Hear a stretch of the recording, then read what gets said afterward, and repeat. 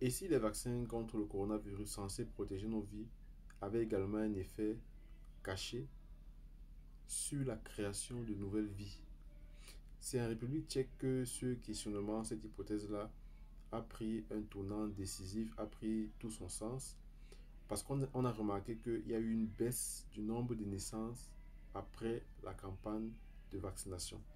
Alors, pas de panique, ok? Dans cette vidéo, on va essayer d'analyser et de poser les bases, ok? On va essayer de voir quels sont les chiffres, quelles sont les données, quels sont les vrais questionnements scientifiques qu'il faut se poser. Bonjour les amis, bienvenue sur Parlons de santé publique. Ici on parle d'actualité sanitaire, on parle de recherche en santé, on parle des concepts de santé, bref, de tout ce qui peut te permettre d'apprendre davantage sur la santé publique. Si tu es intéressé, tu t'abonnes. Si tu es également étudiant ou chercheur, ici on parle beaucoup de recherche en santé, on donne des astuces sur votre recherche en santé. Donc vous pouvez également bénéficier de nos services si jamais vous souhaitez que nous, que nous vous assistions sur l'analyse qualitative ou quantitative de vos données ainsi que la relecture de votre travail de recherche. Donc, vous m'écrivez sur mon adresse email et je vais mettre à votre disposition un des spécialistes qui va vous accompagner, quel que soit l'endroit où vous vous trouvez. Alors, ce que dit la science et ce qu'elle ne dit pas par rapport à, voilà, à l'impact du vaccin COVID sur la fertilité. Ce que dit la science, déjà, les études scientifiques sont claires sur deux points. Okay? Les vaccins n'affectent pas la fertilité masculine ou féminine, ok, de façon notable. Donc, il n'y a pas, d'après les scientifiques, l'impact de ces vaccins-là sur la fertilité masculine et féminine. Et le deuxième point, c'est qu'ils sont sûrs pendant la grossesse, c'est-à-dire pendant la grossesse après eux, on peut utiliser ces vaccins-là, il n'y aura pas d'impact sur la grossesse, que ce soit sur la mère, que ce soit sur le fœtus. Mais ce qu'on a parfois négligé d'étudier, c'est beaucoup plus sur les effets secondaires, notamment sur les cycles menstruels. Ok. Euh, bon, ce qu'on doit évoquer aussi, c'est que il y a les effets secondaires donc, sur ces cycles menstruels-là qui ont été très bien documentés chez certaines femmes après la vaccination. Et il y a donc ces perturbations-là qui peuvent être même temporaires, ok, et qui vont influencer sur la fécondabilité. Donc, autrement dit, la probabilité de concevoir pendant un cycle donné. Ok, donc, c'est-à-dire quoi, le vaccin, on reçoit le vaccin, ok, on peut recevoir le vaccin. Il n'y aura pas d'impact sur la grossesse si on est enceinte, ok, il n'y aura pas d'impact sur notre fertilité si on est garçon ou fille.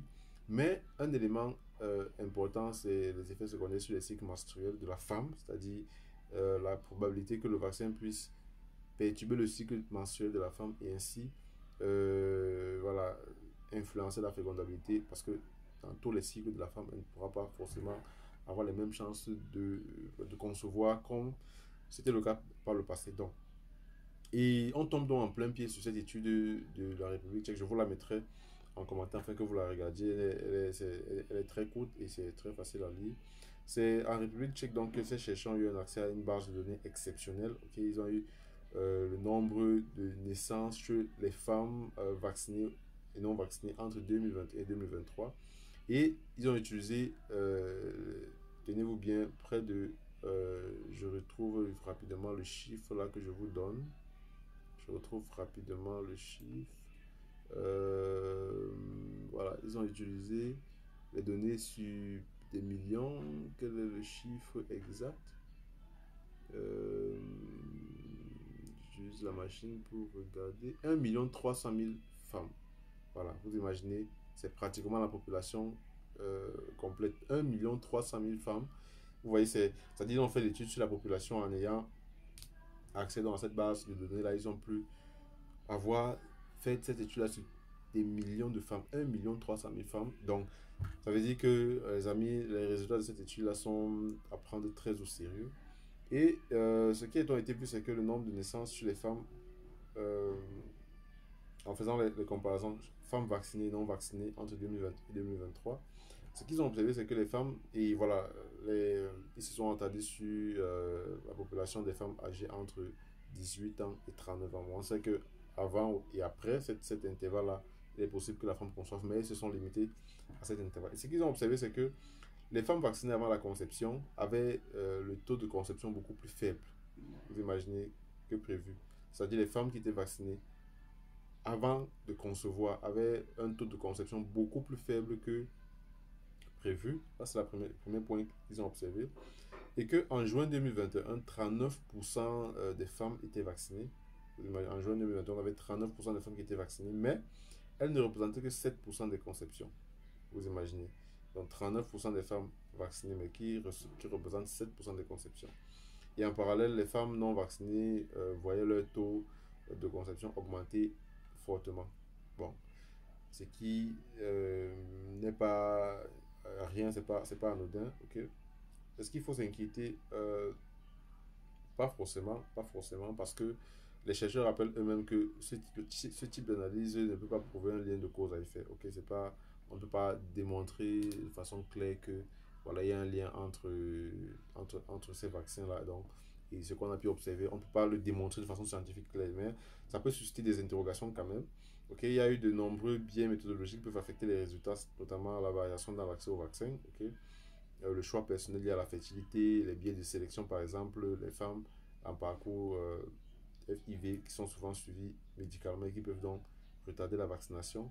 Il y a également les données de santé non conçues pour mesurer les tentatives de conception ni les pertes précoces de grossesse. Donc voilà certains éléments qui peuvent un peu biaiser l'étude, qui peuvent amener à des interrogations par rapport à cette étude ici. Mais ce qu'il faut retenir, c'est que cette étude ne dit pas que le vaccin rend stérile, mais c'est un signal statistique qu'on ne peut pas négliger, qu'on ne peut pas ignorer. Et si on veut préserver la confiance dans la science, il faut avoir le courage de poser des questions claires, des questions difficiles, même lorsque les réponses sont complexes. Euh, et je pense que c'est un élément qu'on doit prendre très au sérieux et ne pas simplement s'attarder dans la publication des informations. Les vaccins Covid ont sauvé des millions de vies, d'après ce que la science nous dit. Mais pour qu'une science soit crédible, il faudrait qu'elle soit capable de s'auto-questionner, d'explorer les zones d'ombre, d'explorer des zones qui font des questions qui montrent on a certaines limites, ok, qui permettent d'améliorer ce que elle ne mesure pas encore bien. Donc, c'est une étude tchèque qui invite à la rigueur, qui n'invite pas à la peur, mais il faut comprendre. Comprendre, c'est pas craindre, ok, il faut avancer ensemble, il faut voir quelles sont les mesures qu'on peut utiliser pour améliorer davantage la recherche dans ce sens-là et faire des recherches beaucoup plus précises qui vont nous donner des réponses à des questionnements. Il ne faudrait pas avoir peur, mais il faudrait vraiment qu'on puisse investir davantage dans la recherche, notamment dans nos pays africains, sur ce genre d'études. Parce que imaginez, on a pu avoir ces résultats-là en République tchèque. Qu'en est-il de tous les autres pays, notamment en Afrique, qui ont fait des campagnes de vaccination? Et voilà. Donc, c'est ce que je voulais partager avec vous, les amis. On se capte pour une prochaine vidéo. N'oubliez pas, sentez-vous bien. N'oubliez pas également de vous abonner sur notre chaîne, ok, d'activer la cloche de notification, de laisser un commentaire également, de partager. C'est ce qui permet de nous encourager. Alors, laissez un pouce bleu. Sentez-vous bien.